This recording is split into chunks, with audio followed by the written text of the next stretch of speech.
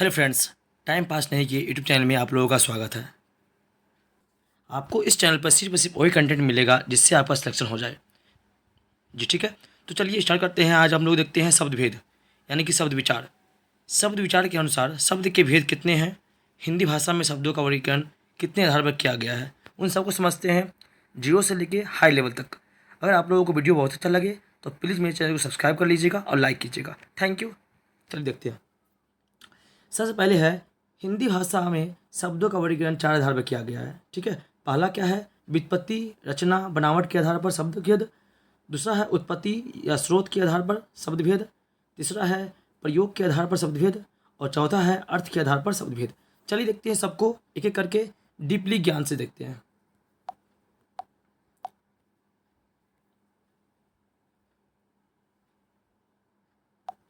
सबसे पहले है अर्थ के आधार पर शब्द के भेद। अर्थ के आधार पर शब्द के दो भेद होते हैं। पहला सार्थक, दूसरा होता है निरर्थक।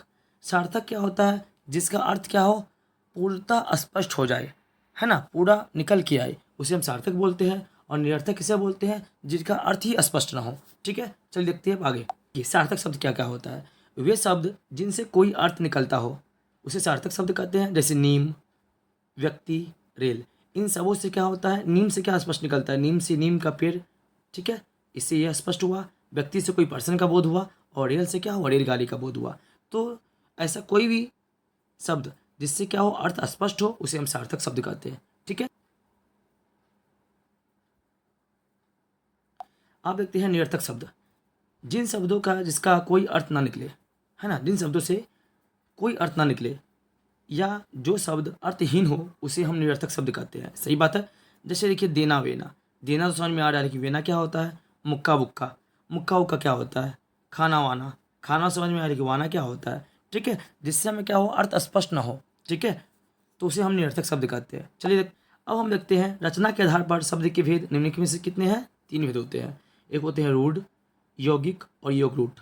ठीक है, इन सबों को हम बहुत ही शानदार ट्रिक से समझते हैं और कंसेप्ट के साथ समझेंगे। ठीक है, तो चलिए स्टार्ट करते हैं आगे। सबसे पहले है रूट शब्द। ऐसे शब्द जिनका कोई विशेष अर्थ प्रकट हो।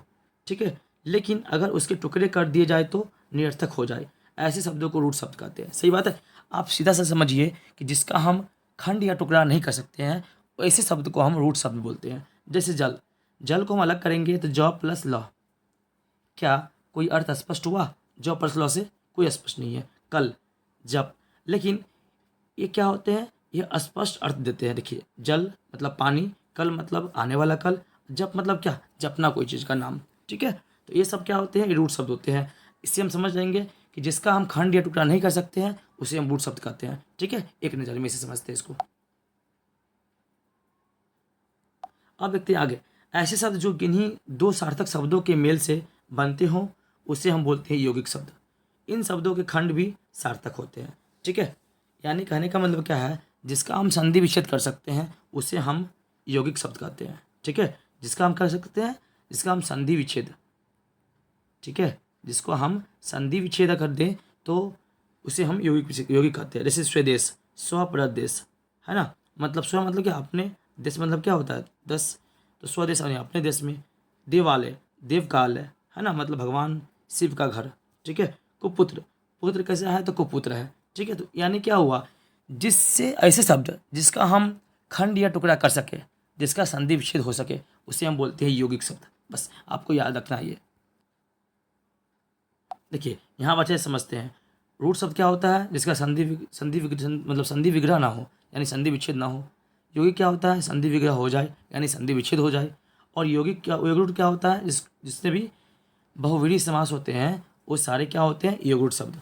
भी बहुव्रीहि समास है वो सारे क्या होते हैं, योग रूट होते हैं। आप लोगों को मैं समास पढ़ाया हूँ, अगर वो वीडियो आप लोगों ने नहीं देखी है तो प्लीज़ प्ले लिस्ट में जाके देख लीजिए। ठीक है, चलिए देखते हैं आगे। अब देखते हैं प्रयोग के आधार पर शब्दों के भेद। प्रयोग के आधार पर शब्दों के दो भेद होते हैं, विकारी और अविकारी। ठीक है, अब समझते हैं विकारी क्या होता है, अविकारी क्या होता है। चलिए देखते हैं। सबसे पहले देखते हैं हम लोग विकारी शब्द। शब्द जिनके रूप, लिंग, वचन, कारक के अनुसार परिवर्तित होते हैं उसे विकारी शब्द कहते हैं। विकारी शब्द चार प्रकार के होते हैं, संज्ञा, सर्वनाम, विशेषण और क्रिया। देखिए विकारी शब्द क्या होता है, जो लिंग, वचन, कारक के अनुसार परिवर्तन हो जाए उसे हम बोलते हैं विकारी शब्द। जैसे संज्ञा, सर्वनाम, विशेषण और क्रिया, ये सब क्या है? विकारी शब्द। ठीक है, आपको ऑप्शन दे दिया जाएगा और बोले आपको कि निम्न में से कौन से विकारी शब्द है। ये 4 ऑप्शन मिले होंगे, इसके अलग कोई होगा तो मेरा क्या हो जाएगा? आंसर गलती हो जाएगा। ठीक है, इसमें से 4 होगा, संज्ञा, सर्वनाम, विशेषण या क्रिया। ठीक है, चलिए लिखते आगे।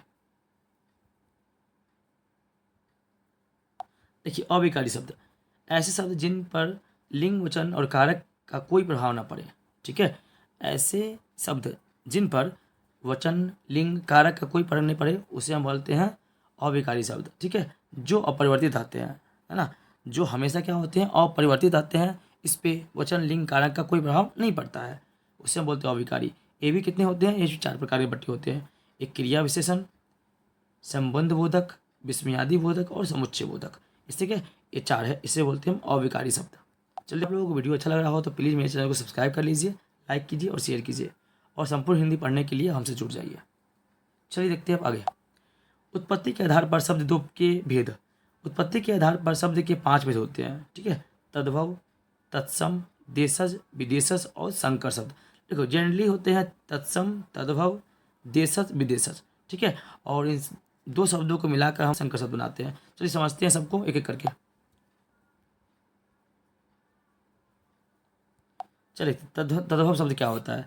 ऐसे शब्द जो संस्कृत भाषा से उत्पन्न होते हैं लेकिन उसका रूप बदल कर किन्हीं हिंदी में आ जाए तो उसे हम तद्भव कहते हैं। जैसे देखिए, संस्कृत में दुग्ध है तो ये दूध हो गया, तो उसे तद्भव बोलते हैं।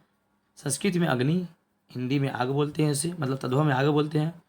संस्कृत में कार्य और तद्भव में काम बोलते हैं। संस्कृत में कर्पूर और तद्भव में यानी कि इसे कपूर बोलते हैं। संस्कृत में हस्त और तद्भव में हम क्या बोलते हैं? हाथ बोलते हैं। ठीक है, तो जो शब्द संस्कृत से क्या हो? उत्पन्न हो। ठीक है, संस्कृत केवल जिन शब्दों का प्रयोग होता है उसे हम तद्भव शब्द कहते हैं। चलिए देखते हैं अब आगे। अब देखिए, तद्भव और तत्सम के शब्द कौन कौन से होते हैं? तत्सम शब्द क्या क्या होते हैं? अग्नि, तो इसका तद्भव क्या होता है? आग होता है तत्सम, तो चांद इसका होता है तद्भव। उगलू है तत्सम शब्द, तो उल्लू है तद्भव शब्द। काक है तत्सम शब्द, कौवा है तद्भव शब्द। वानर है तत्सम शब्द, बंदर है तद्भव शब्द। सर्प है तत्सम शब्द और सांप है तद्भव शब्द। ठीक है, चलिए देखते हैं आगे। कुछ यहाँ पर देख लीजिए, कुछ इंपॉर्टेंट है। जैसे कुकुर का होता है क्या? तद्भव, कुत्ता। गोमक का क्या होता है? गोपक। गोधुल क्या होता है? गेहूँ। कंठफल का क्या होता है? कटहल। श्वशुर क्या होता है? ससुर। अग्निनिष्ठा का क्या होता है? अंगीठी। सस्मिश्री क्या होता है? मूछ, है ना। हम देखते हैं देश शब्द क्या होता है। ऐसे शब्द जो भारत के विभिन्न स्थानीय बोलियों से हिंदी में आ गए हैं, उन शब्दों को हम देशज शब्द बोलते हैं। उसको क्या बोलते हैं? देशज, यानी देश में बोली जाने वाली भाषा। जैसे पेट, इडली, गुलाब जामुन, डिबिया, डोसा, लड्डू, लोटा, समोसा, खटखटाना, पगड़ी, चमचम, खिचड़ी, है ना। ये सारे वर्ड जो है ये सब देशज शब्द है, और एग्जाम में ये क्वेश्चन पूछे जाते हैं कि निम्न में से कौन से देशज शब्द है। ठीक है, चलिए देखते हैं कि विदेशी शब्द क्या होते हैं। ऐसे शब्द जो भारत के से बाहर की भाषाओं से है लेकिन ज्यों का त्यों हिंदी में प्रयुक्त हो गए हैं, वे शब्द विदेशी शब्द कहलाते हैं। मुख्यतः यह विदेशियों जातियों से हमारे बढ़ते मिलन से हुआ है। ठीक है, इसको सम्मिलित किया गया है। चल देखते हैं अब आगे। अब कुछ इंपॉर्टेंट देश के शब्द हैं, उसको अब याद रखिएगा, वो कि बहुत ही इंपॉर्टेंट है। जैसे अचार, अचार पुर्तगाली शब्द है। आलपिन पुर्तगाली शब्द है। कारतूस पुर्तगाली शब्द है। गमला पुर्तगाली शब्द है। चाबी पुर्तगाली शब्द है। तिजोरी, तौलिया, फीता, साबुन, तंबाकू, कॉफ़ी, कमीज़, ये सारे क्या है? पुर्तगाली शब्द है। ठीक है, आपको इस सब इन जितने दिए हैं इसमें से बस इसको ही याद करना है। इसके अलावा आपको एग्जाम में दूसरा नहीं पूछा जाएगा। ठीक है, ये तुर्की, देखिए यहाँ पर तुर्की शब्द, कैंची, चाकू, तोप, बारूद, लाश, दरोगा, बहादुर, ये सब क्या है? तुर्की शब्द है। ठीक है, यानी तुर्की से लिए गए शब्द है। ठीक है, तुर्की देश से लिए गए शब्द है। चल देखते हैं अब आगे। देखिए फारसी शब्द कौन कौन से हैं? जैसे अनार, ठीक है, चश्मा, जमींदार, दुकान भी क्या है? फारसी शब्द है। दरबार भी फारसी शब्द है। नमक, नमूना, बीमारी, बर्फ़, रुमाल, आदमी, चुगलखोर, ये सब क्या है? फारसी शब्द है। ठीक है, इसे भी आप याद रखिएगा। अब है अंग्रेजी शब्द। College, pencil, radio, television, doctor, letter box, pen, ticket, machine, cigarette, cycle, ये सब क्या है? अंग्रेजी के शब्द है। ठीक है, ये सब आपको मालूम ही होगा पहले से। ठीक है, चलिए लिखते हैं आगे। देखिए, मैड्रिन यानी कि चीनी शब्द, यानी कि चीनी देश के लिए गए कुछ शब्द हैं जो कि है यहाँ पर। तूफान, लीची, चाय, पटाखा और आदि। यानी कि तूफान, लीची, चाय, पटाखा, आपको 4 वर्ड याद रखने हैं। ठीक है, यहाँ से क्वेश्चन आ सकते हैं। तूफान, लीची, चाय और पटाखा, ये सब क्या है? मैड्रिन यानी कि चाइनीज शब्द है। चलिए, अब है जापानी शब्द रिक्शा। आपको सिर्फ एक ही याद रखना है कि रिक्शा कौन सा शब्द है, तो जापानी शब्द है। ठीक है, चलिए देखते आगे। शब्द कहते हैं, ठीक है, जो क्या होता है, 2 भाषाओं के शब्दों से मिलकर बना होता है, उसे हम संकर शब्द कहते हैं। ठीक है, चलिए देखते हैं अब आगे। देखिए, संकर शब्द की हिंदी और फारसी भाषा के संकर शब्द कौन कौन है? मच्छरदान, मच्छरदानी, चालबाज, चालबाज, राजमहल, राजमहल। ठीक है, यानी कि 2 विभिन्न देशों से लिए गए भाषा को मिलाकर, ठीक है, जब एक भाषा का निर्माण होता है तो उसे हम संकर शब्द कहते हैं। बस ये याद रखिएगा। अगर आप लोगों को वीडियो अच्छा लगा हो तो प्लीज़ मेरे चैनल को सब्सक्राइब कर लीजिए, लाइक कीजिए, शेयर कीजिए और संपूर्ण हिंदी को फ्री में पढ़ने के लिए आप हमसे जुड़ जाइए। थैंक यू, जय हिंद।